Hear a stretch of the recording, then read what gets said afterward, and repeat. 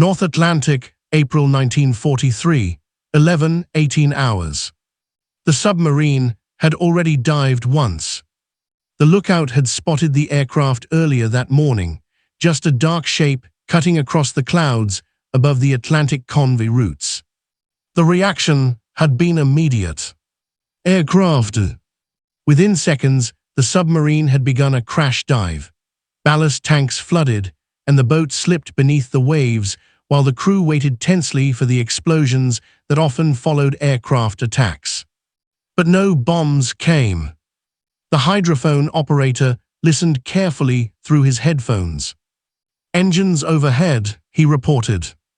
Then, after several minutes, "Engines fading." Inside the submarine, the control room slowly relaxed. The aircraft had probably been conducting a routine patrol. Without spotting the submarine clearly, it had likely continued its search somewhere else across the Atlantic. That happened often. Aircraft could not remain above a single patch of ocean forever. Fuel limits and patrol routes forced them to move constantly. The commander waited several more minutes just to be certain.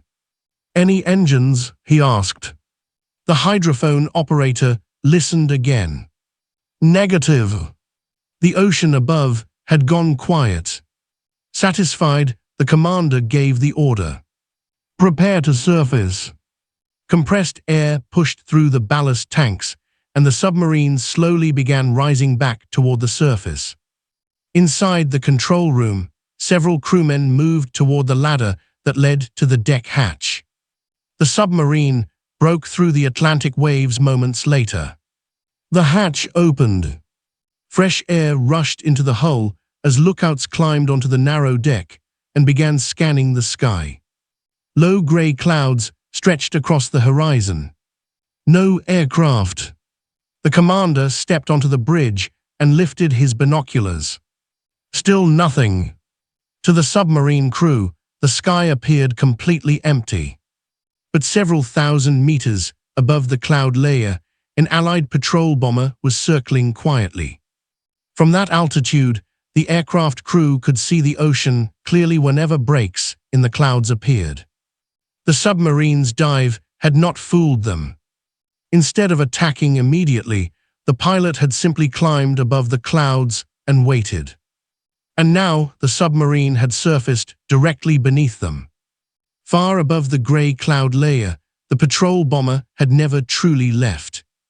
The pilot had climbed deliberately, pushing the aircraft thousands of meters higher until the clouds hid the bomber completely from anything below. From the submarine's perspective, the aircraft had vanished. From the bomber's perspective, the ocean remained visible through occasional gaps in the clouds. The navigator leaned forward in his seat. "There," he said quietly. Through a break in the cloud layer, the crew could see the submarine again. A small gray hull cutting across the Atlantic waves. The bomber had been waiting for exactly this moment. Submarines could remain submerged only for limited periods. Eventually, they needed to surface to recharge batteries and run diesel engines. The pilot banked the aircraft toward the opening in the clouds. Submarine surfaced, beginning attack. Below, the submarine crew had already resumed their normal routine. Diesel engines rumbled to life as the batteries began charging. Lookouts scanned the horizon while the commander studied the chart on the bridge. Everything appeared calm. Then one of the lookouts froze. "Aircraft!" The shout came almost at the same moment. The engines became audible. The bomber burst through the clouds directly above them. There was no warning period. No distant shape approaching across the sky. Just the sudden roar of engines as the aircraft dropped out of the clouds. Inside the submarine, the commander reacted instantly. "Crash dive!"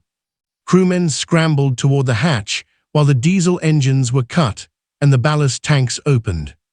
But aircraft attacks happened far too quickly. By the time the submarine began slipping beneath the waves, the bomber had already lined up its attack run. The bombardier released the depth charges. 4 dark shapes fell toward the ocean. From the aircraft, the crew watched the submarine's deck vanish beneath the water just seconds before the charges struck. Inside the submarine, the crew barely had time to reach their stations before the explosions began. The ocean erupted above them, and the commander realized the aircraft had never left at all. It had simply been waiting where the submarine could not see it. The submarine had barely reached 20 meters when the first explosion struck. Inside the control room, the blast rolled through the hull like a giant hammer striking steel. The entire boat shuddered violently, throwing several crewmen against the bulkheads. Lights flickered. A gauge shattered with a sharp crack. Depth, the commander demanded. 25 meters, diving. The submarine angled downward more sharply as ballast tanks filled, and electric motors pushed the boat deeper into the Atlantic. But the bomber's attack had been perfectly timed. The depth charges had been released just seconds before the submarine disappeared beneath the surface, which meant the blast pattern was centered almost exactly where the submarine had begun its dive. The second explosion detonated above them. The pressure waves slammed downward through the water and into the submarine's hull. Tools rattled across the deck plates, and a locker door burst open under the shock. Several men instinctively grabbed the nearest pipes or railings. The third explosion came even closer. For a moment, the submarine seemed to twist slightly in the water as the shockwaves struck. 40 meters, the navigation officer shouted. The commander forced the boat deeper. Continue dive. The fourth depth charge detonated seconds later. The blast was farther away now, but still powerful enough to send another tremor through the steel hull. Then, suddenly, silence. Inside the submarine, no one moved. The crew listened carefully to the fading echoes of the explosions rolling through the water. Above them, the patrol bomber roared past the attack point and climbed back toward the cloud layer. From the cockpit, the crew watched the disturbed water below.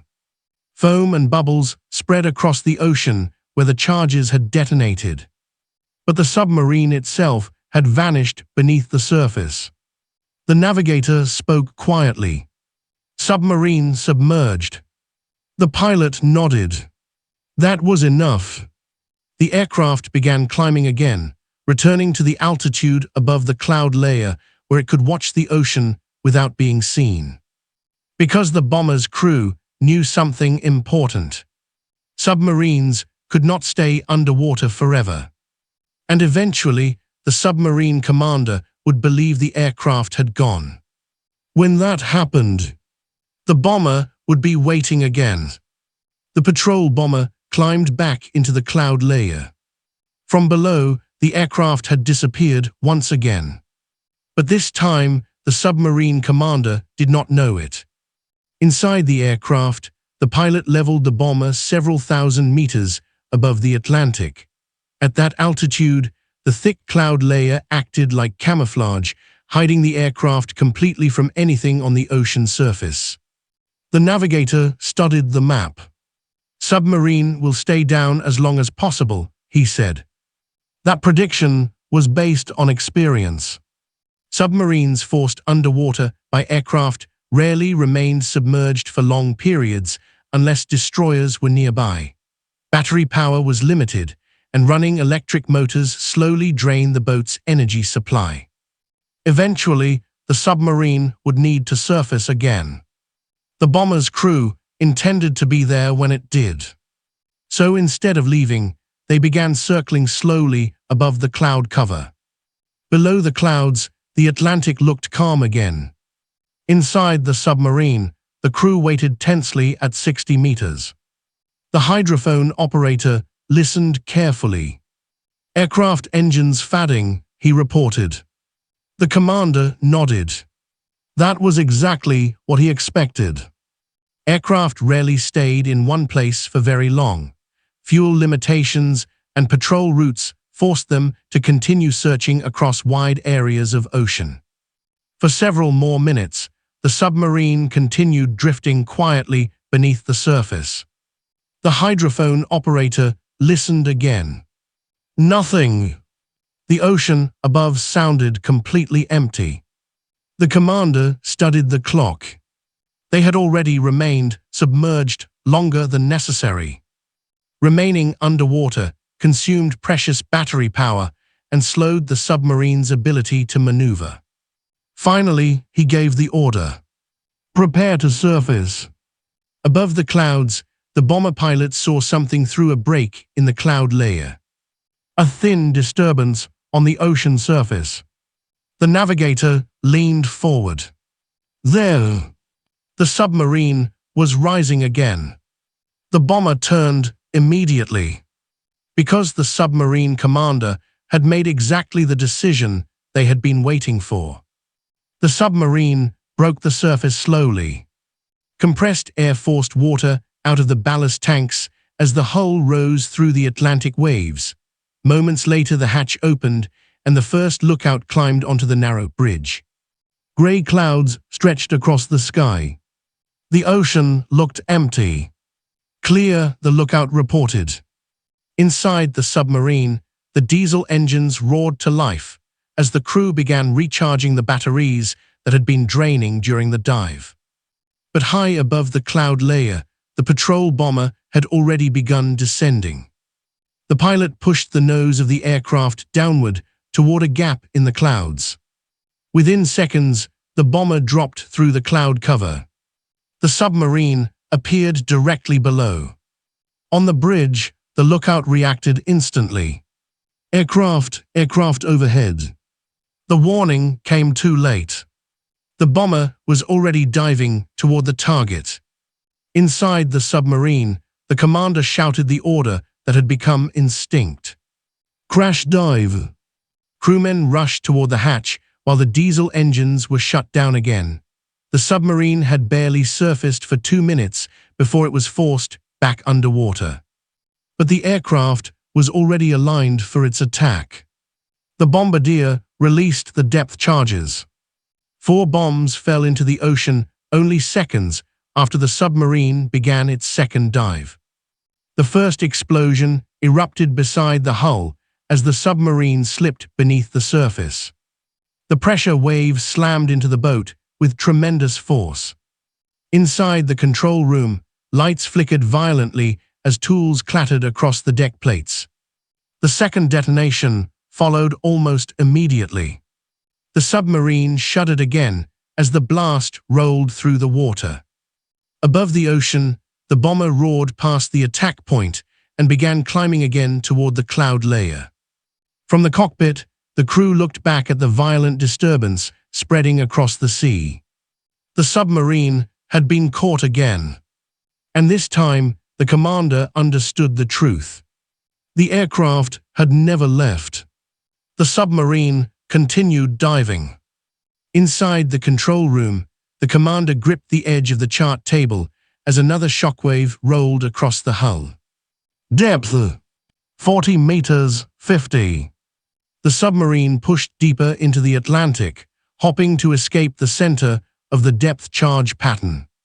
But the commander now understood something unsettling. The aircraft had not simply returned by chance. It had been waiting. Above them, the bomber climbed back into the cloud layer once again. From the pilot's perspective, the tactic had worked perfectly. Instead of chasing the submarine across the ocean, the aircraft had simply remained hidden above the clouds until the submarine surfaced again. The navigator spoke quietly. Submarine diving again. The pilot nodded. That was enough. Inside the submarine, the hydrophone operator listened carefully. The distant sound of aircraft engines faded once more. But this time, the commander did not trust it. He had learned the aircraft's trick. The sky could hide enemies just as easily as the ocean. And somewhere above the clouds, the bomber might still be circling. The submarine remained submerged for much longer this time. The commander refused to surface quickly again. If the aircraft had truly been waiting above the clouds, surfacing too soon would simply invite another attack. So the submarine drifted slowly through the dark water beneath the Atlantic. The electric motors ran quietly while the hydrophone operator listened for the faintest sound of aircraft engines. Nothing. But the commander remained cautious. Because aircraft had changed submarine warfare dramatically by 1943. A submarine commander could watch the horizon for ships. But the sky was much harder to predict. Clouds could hide an enemy aircraft until the moment it attacked. And that uncertainty forced submarines to remain underwater longer than they otherwise would. The patrol bomber eventually turned away from the area.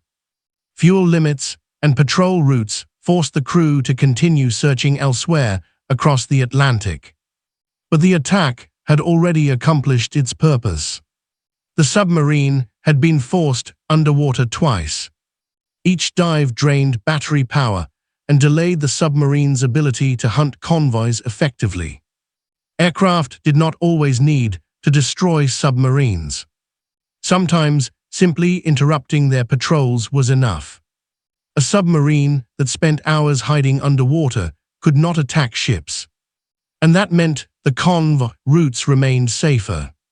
Hours later, the submarine finally surfaced again. This time, the commander studied the sky far more carefully. Cloud cover still stretched across the Atlantic, hiding whatever might be flying above. But the commander now understood something he had not considered earlier. Just because an aircraft disappeared did not mean it had left. Sometimes it was simply waiting where it could not be seen. The submarine believed the aircraft had gone. The hydrophones had gone silent. The sky looked empty. Everything suggested the patrol bomber had continued its search somewhere else across the Atlantic. But the bomber had simply climbed higher. Hidden above the clouds, it had waited patiently for the submarine to make the one move it had to make. Surface. Submarines could hide beneath the ocean for a while. But eventually, they needed air, batteries, and engines. The aircraft crew understood that. So instead of chasing the submarine endlessly across the Atlantic, they had simply watched from above. The submarine surfaced, and the attack began again. In the later years of the Atlantic War, aircraft had become one of the most dangerous enemies a submarine could face. Not just because they carried bombs, but because they could wait silently in the sky where submarines could not see them.